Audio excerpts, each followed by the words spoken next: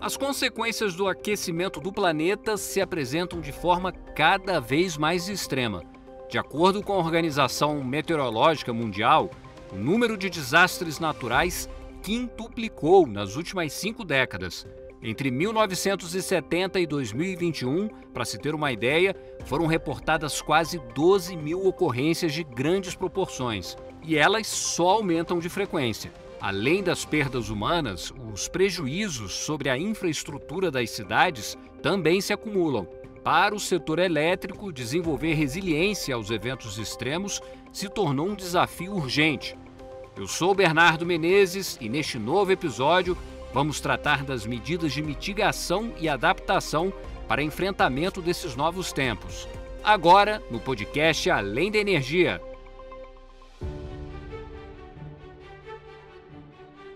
Comigo aqui está o Alexandre Ulig, diretor de sustentabilidade do Instituto Acende Brasil, organização dedicada ao desenvolvimento de estudos, ações e projetos voltados para o desenvolvimento do setor elétrico brasileiro. Alexandre, seja muito bem-vindo. Obrigado, Bernardo. É um prazer participar dessa conversa juntamente com a Karen e ter a oportunidade de falar sobre um tema tão atual e urgente. Com a gente também está a Karen Schroeder, que é gerente de meio ambiente da Engie Brasil Energia. Olá, Karen, tudo bem? Olá, Bernardo. Olá, Alexandre. Prazer enorme estar aqui com vocês hoje. Mais uma vez eu agradeço a participação de vocês aqui no Além da Energia e já vou começar a nossa conversa comentando aqui com o Alexandre. Alexandre, cada vez mais a gente vê esses eventos extremos acontecendo ao redor do mundo. Como que as mudanças climáticas já estão afetando, por exemplo, o setor elétrico brasileiro? De maneira geral, que ocorrências têm sido registradas? Bem, Bernardo, as mudanças climáticas estão afetando o setor elétrico de diversas maneiras, com impactos na geração, na transmissão, na distribuição de eletricidade. Eu posso falar especificamente sobre alguns deles. Como você citou na abertura, com as mudanças climáticas aumentaram a frequência e intensidade dos eventos climáticos extremos. Acabamos de vivenciar duas situações complexas decorrentes desses eventos. Uma tempestade em São Paulo, em novembro de 2023, e as inundações no Rio Grande do Sul, no início de 2024, que causaram danos profundos à infraestrutura elétrica, as linhas de transmissão, a distribuição, e com isso, nós tivemos afetando o fornecimento de energia elétrica e, consequentemente, com impactos à população. Um outro impacto, considerando que a maior parte da energia elétrica no Brasil é gerada por hidrelétricas, nós tivemos também alteração na disponibilidade de recursos hídricos. Então, com as mudanças climáticas, nós teremos alterações dos padrões de precipitação, que reduzirão os níveis dos reservatórios, comprometerão a capacidade de geração de energia elétrica.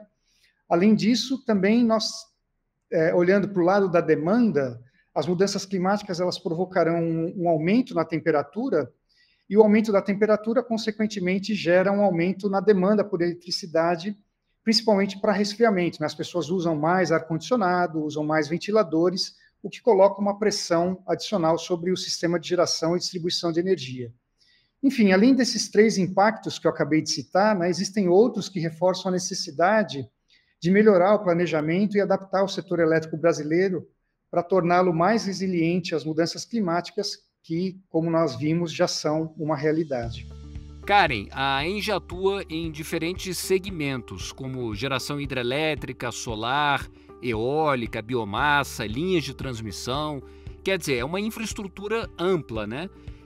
De que maneira os riscos climáticos passaram a integrar os processos decisórios da companhia?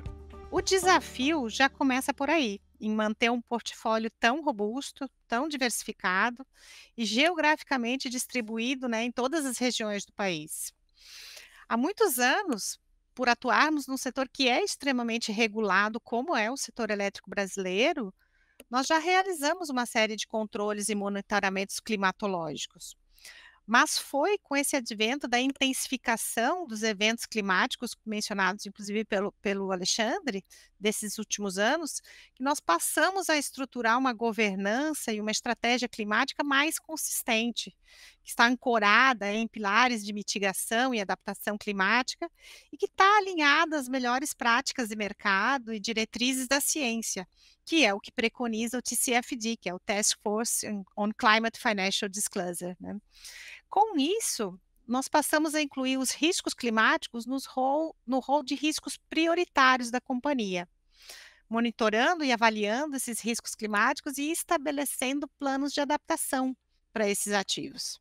Nós temos olhado para uma série de riscos, mas a gente tem se concentrado aí nos principais eventos que têm se intensificado nos últimos anos, como são os ventos extremos, as ondas de calor, estresse hídrico, inundações, as queimadas e incêndios e deslizamentos de terras. Hoje, todos os nossos ativos são cobertos por planos de adaptação climática, né, para que possamos ter ativos mais resilientes a esses eventos. E nossa intenção é ampliar esse conceito de adaptação e resiliência para os territórios em que atuamos, ajudando especialmente, né, comunidades e pequenos municípios, que são aí os grupos mais vulnerabilizados, a se estruturarem para esse mesmo enfrentamento dos eventos climáticos. Alexandre, que medidas adaptativas e mitigativas o Instituto Ascend Brasil recomenda para as empresas? Bernardo, cada empresa possui características únicas e, por conta disso, elas precisam identificar os impactos que elas provocam, levantar suas vulnerabilidades e elaborar os seus planos de adaptação. Nós concluímos aqui no Instituto um estudo que pode ajudar as empresas nesse processo. O White Paper 29 traz uma série de estratégias de adaptação para o setor elétrico para exatamente os eventos, lidar com os eventos climáticos extremos. Ele, inclusive, está disponível gratuitamente no nosso site.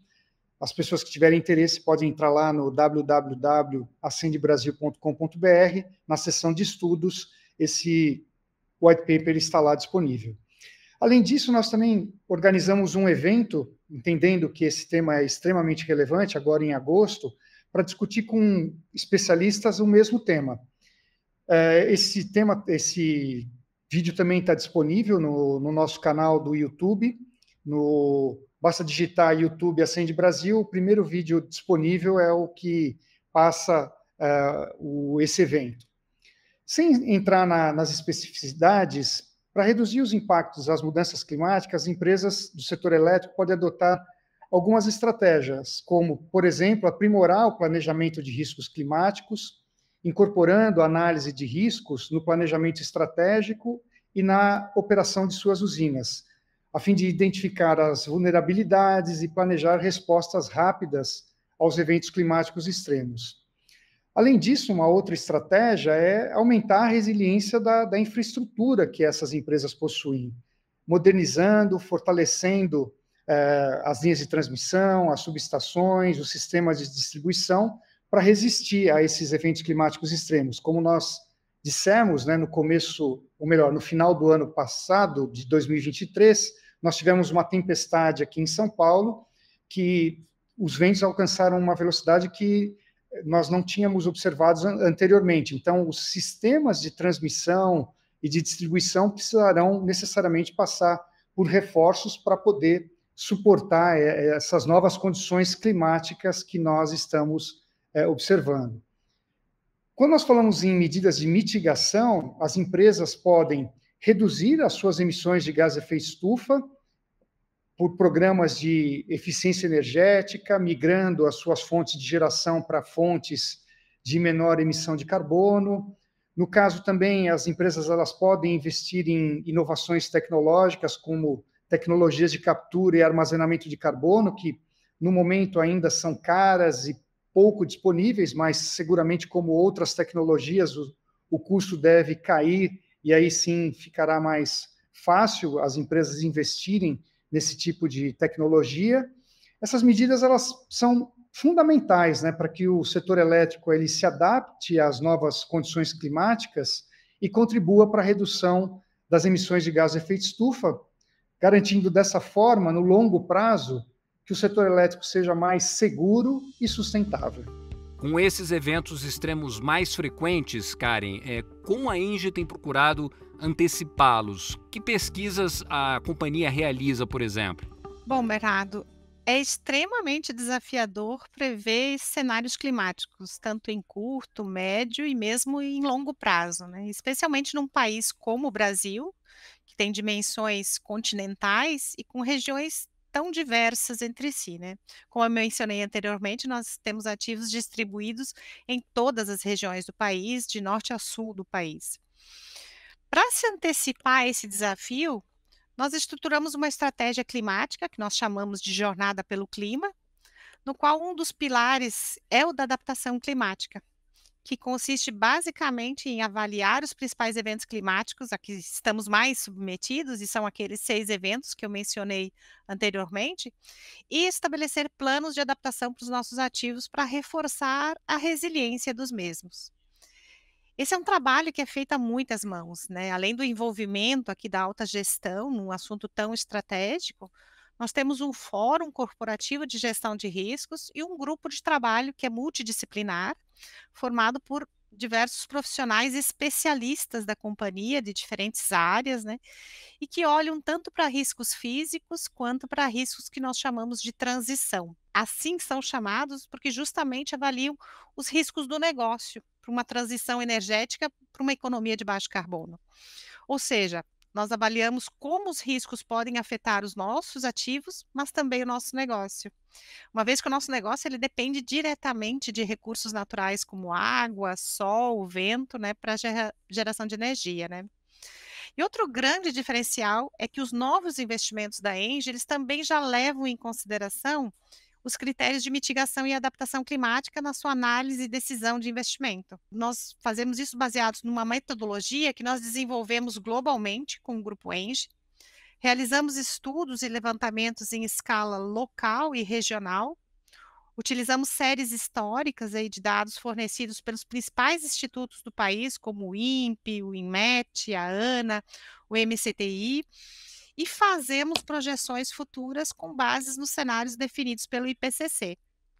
Assim, nós conseguimos identificar o nível de exposição e de sensibilidade de um ativo ou de um novo projeto frente aos eventos climáticos extremos, né? E o cruzamento entre essas variáveis de exposição e sensibilidades é que determinam, né, que ações deverão ser incorporadas e priorizadas, né, num plano de adaptação climático. Falando assim, parece extremamente simples, né? Mas trata-se de uma metodologia que ela é extremamente complexa e que lida com uma quantidade enorme de variáveis. Eu imagino que deva ser uma quantidade gigantesca de dados realmente. E, de modo geral, Alexandre, o país está adaptando sua infraestrutura? Existe aí uma percepção pública consolidada sobre a necessidade de se mitigar e reduzir os riscos? Então, Bernardo, o país tem investido, e as empresas também, como a Karen comentou, na ampliação e na concepção de sistemas capazes, na infraestruturas de monitoramento climático, estações meteorológicas, satélites, radares, né? Esses dados em tempo real sobre precipitação, vento, temperatura e previsão de eventos extremos são essenciais para uma boa gestão do setor, né? Além disso, e a Karen também acabou de citar, né, é importante não só ter essas informações levantadas, mas ter modelos e simulação climática, ou seja, utilizar esses dados em supercomputadores e softwares avançados, além do uso, né, e cada vez mais frequente nós ouvimos falar da inteligência artificial para analisar esses dados, identificar padrões que permitam às empresas se antecipar a esses eventos adversos, né? O grande desafio, uma vez que as mudanças climáticas são uma realidade, é ter a capacidade de se antecipar e trabalhar na prevenção das consequências desses eventos, né? Então, ter sistemas de alerta e comunicação, né? Esses sistemas permitem avisar rapidamente as comunidades e os operadores sobre esses eventos para que eles possam atuar. Além disso, né, além desses sistemas de alerta e comunicação, é essencial que as empresas treinem, né, utilizem esses sistemas de forma preventiva para treinar os seus operadores, que simulem a resposta a esses eventos climáticos extremos. Não adianta só aguardar, esperar que eles ocorram, mas é importante já estar preparado para, de uma forma rápida, poder atuar. E para isso, né, o que organiza todas essas informações é ter um plano de contingência. E nesse caso, as empresas estão mais adiantadas que o governo, né? O governo ele precisa divulgar de forma clara para a sociedade quais são esses planos de contingência para que, na ocorrência de um evento climático extremo, as empresas, os colaboradores, eles possam agir de forma rápida, né? Ter decisões rápidas para que o risco, o dano provocado por esses eventos climáticos extremos seja o menor possível. Então, esse tipo de investimento ele é essencial para aprimorar a capacidade tanto de prever como responder a esses eventos climáticos extremos, e com esses investimentos nós aumentamos a resiliência do setor elétrico e, consequentemente, reduzimos os impactos desses eventos climáticos extremos. Alexandre, ouvindo você falar assim, eu me recordei de algumas referências de estudos recentes na área de adaptação climática que dizem que para cada $1 investido em prevenção, nós temos aproximadamente de 7 a 10 dólares em custo evitado de recuperação e restauração. Acho que essa é uma referência bem interessante também, que tanto empresas como os governos precisam levar em conta ali, que é justamente o custo da restauração e da recuperação, que muitas vezes é extremamente, né, superior ao custo de que hoje você investe em adaptação e em prevenção desses eventos. A gente, sem dúvidas, poderia seguir analisando esse cenário por muito mais tempo, mas nós estamos nos aproximando do final do episódio e eu gostaria de ouvir uma última análise do Alexandre sobre o desafio que o setor elétrico tem aí pela frente. Alexandre, por favor. Lamentavelmente, os eventos climáticos extremos vieram para ficar, e construir resiliência climática no setor elétrico é um desafio, mas essencial para garantir a segurança energética e minimizar os impactos socioeconômicos das mudanças climáticas. É importante também que o setor adote uma abordagem com várias frentes, né, que incluem desde a modernização da infraestrutura, que nós falamos nas perguntas anteriores, a integração de tecnologias avançadas, de monitoramento e previsão climática, além do treinamento das equipes e o planejamento e elaboração dos planos de contingência, esses essenciais para lidar com esse novo momento que nós vivemos. O setor elétrico já é um dos setores que menos emite gás de efeito estufa no Brasil, isso é importante registrar.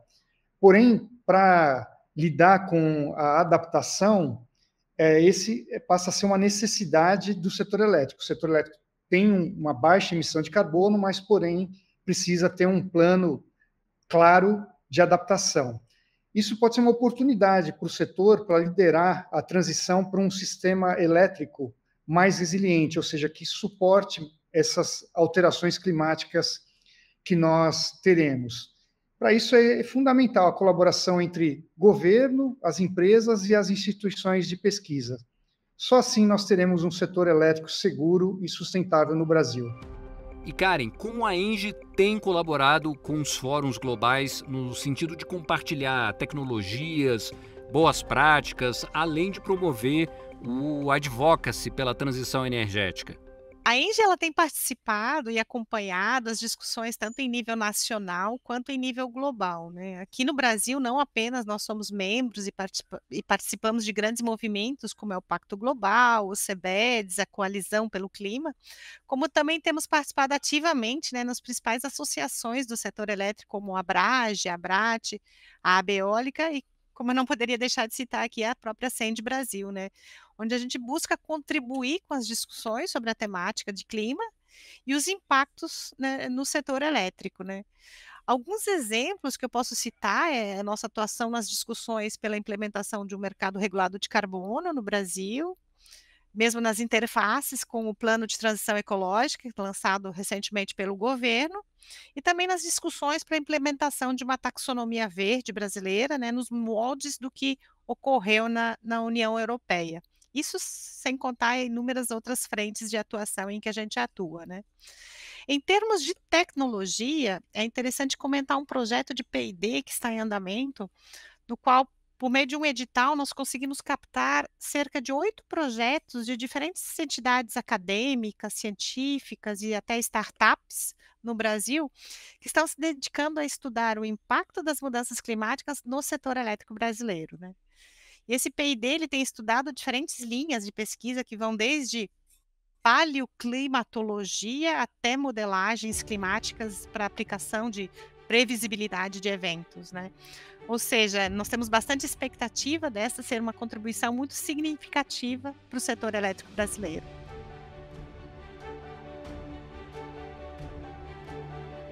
Este foi mais um episódio do Além da Energia. Eu agradeço muito ao Alexandre e à Karen. Voltem sempre. Obrigado, Bernardo. Obrigado, Karen. Sempre um prazer estar com vocês, discutindo e falando sobre um tema tão importante como eventos climáticos extremos e a necessidade de adaptação do setor elétrico brasileiro. Obrigado, Bernardo, e obrigada, Alexandre, e obrigada à Acende Brasil aí por essa parceria, né, que de longa data aí nessa jornada pelo clima que está apenas começando. No site da ENGIE você encontra mais notícias sobre o setor de energia, cidades inteligentes e transição energética. Para quem já nos acompanha, não esqueça de curtir e seguir o canal da ENGIE no YouTube. Acompanhe também o podcast nas principais plataformas de áudio. Até mais!